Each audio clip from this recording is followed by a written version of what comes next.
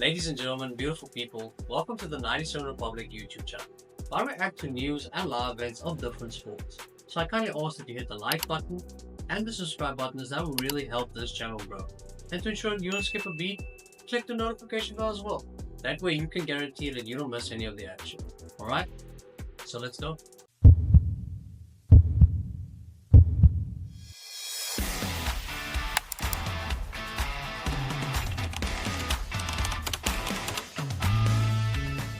Main card predictions and analysis for UFC Fight Night Adesanya versus Imavov. Starting right now, so let's do it. So we start off the main card in the lightweight division, with Ziam is taking on Mike Davis. Now, with regards to both men's respective careers inside of the UFC, Fares has had 8 fights, Mike Davis has had 6. Fares has won 6 of them and lost 2, where Mike Davis has won 4 of his fights and lost 2. Both men coming off of a 4-fight winning streak. So both men being in relatively good form, good shape as well. Now, with regards to their particular skill sets, they match up quite well with one another, seeing that both of them are predominantly considered to be strikers. Where I'd say Mike Davis has the power advantage, seeing that he looks like a welterweight, looks like he's definitely in the wrong weight class, a much bigger guy, where Ziam is much taller, and I think he might have the speed advantage over Mike Davis. But keep in mind, Mike Davis has a prolific boxing history coming into the UFC. So let's just say that they're even when taking striking into consideration. Where they're not even is, I feel like Mike Davis is a much better wrestler than Ziam is, and Mike Davis is also a much bigger submission threat than Fares, and therefore I think Mike Davis wins the fight. I think he'd be able to dictate where the fight is taking place. If he gets outstruck on the feet, he'd be able to initiate wrestling exchanges, and at some point will be able to get Fares down. I do think he wins via unanimous decision. I'm going with Mike Davis. Then moving on into the next fight in the bantamweight division, said Nurmagomedov, not any relation to the big three, and taking on Vinicius Oliveira. Now, once again, we have one guy that looks way too big for the weight class, and that guy being Vinicius. The guy looks like a featherweight, mass for bantamweight. But with regards to their skill set, once again, very similar.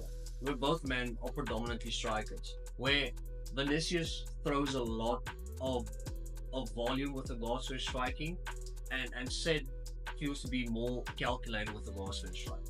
Now, Vinicius is way more inexperienced than Sid is. Right? Sid has had 7 wins inside of the UFC, 2 losses. Vinicius has had 3 fights inside of the UFC, and all of them coming via wins. Right? So Vinicius, being inexperienced, fighting a guy that is 3 years older than him and has had 6 more fights than him inside of the UFC.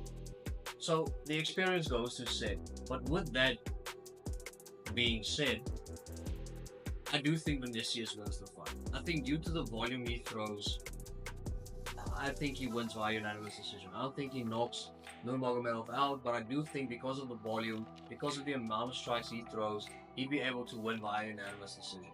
I don't think he will shoot and go for a takedown, seeing that said Nurmagomedov might have one of the nastiest guillotines in the UFC, right?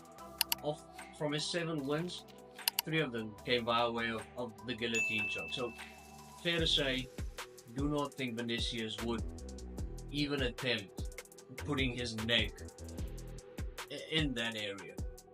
But I do think Vinicius gets it done. I do think he beats said Nurmagomedov, and if I had to say how, I'd say via unanimous decision, the fight going the distance as well. Now next, a fight that probably won't see the second round. In the heavyweight division, Pavlovich taking on Rozenstruik.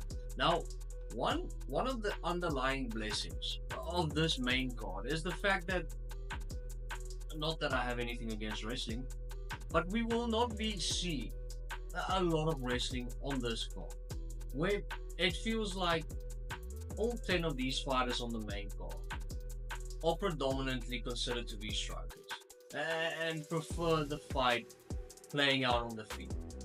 And with regards to this heavyweight bout, where Pavlovich takes on Rozenstruik, it is no exception. where Sergey is definitely the harder hitter. He packs way more power in his punches, where Jairzinho is regarded to be the better technical kickboxer. And we saw Sergey struggle against a technical kickboxer in Alexander Volkov, who he previously lost to. And we basically saw Jairzinho finding a Bam Bam to Ivasa and being able to control him and handle him with relative ease. But with that being said, so Pavlovich is on a 2-fight losing streak after winning 5 in a row by a knockout in the first round.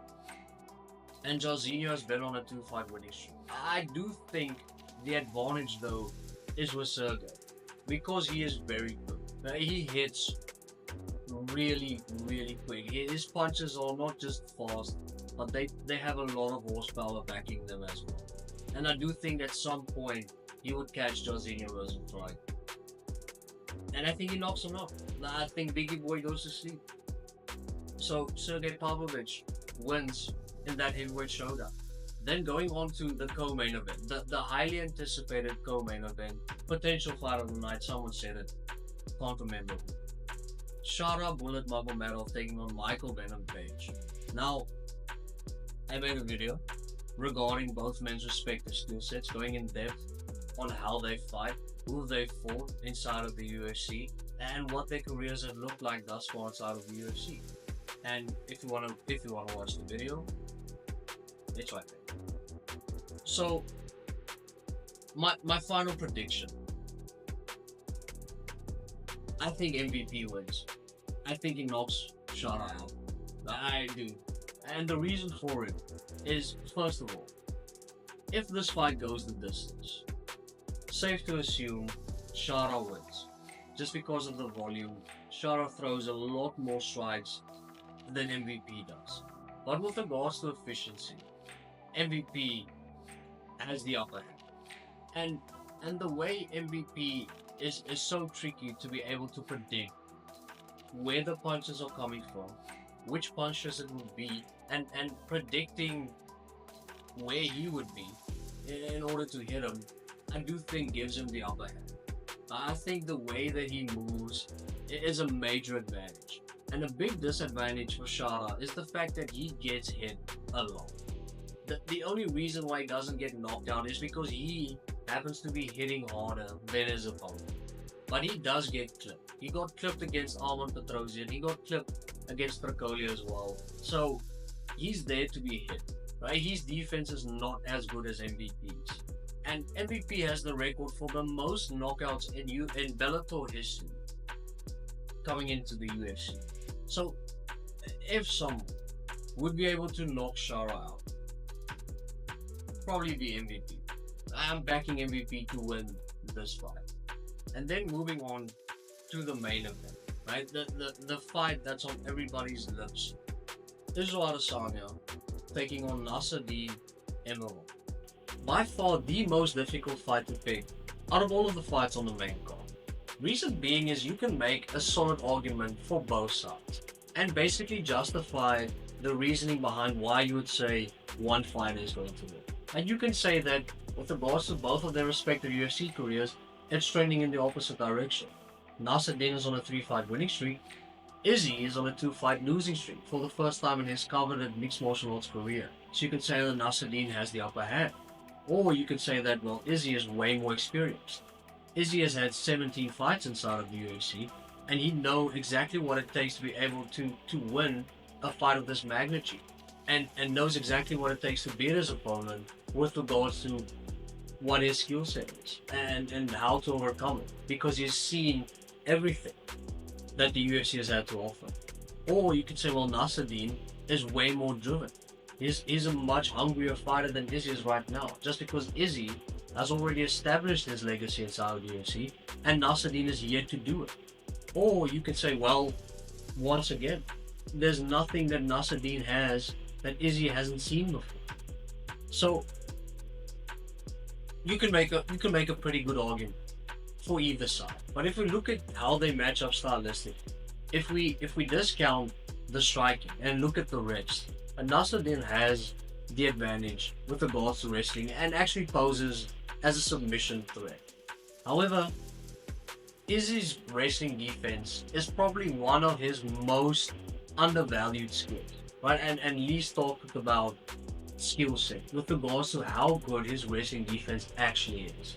Where, for one, it's really difficult to wrestle him and take him to the ground, right? And number two, he basically stands up whenever he is taken down, right? Don't know how it works, don't know how he's able to do it, but he does it, right? Whenever he gets taken down, it feels like with ease he's able to stand up, right? And with regards to Nasruddin being a submission threat, like Izzy has only been submitted once for the entirety of his mixed martial arts career, and that was his last fight against Dricus. And I don't think Nasruddin poses the exact same skill set and the exact same threats that Dricus poses.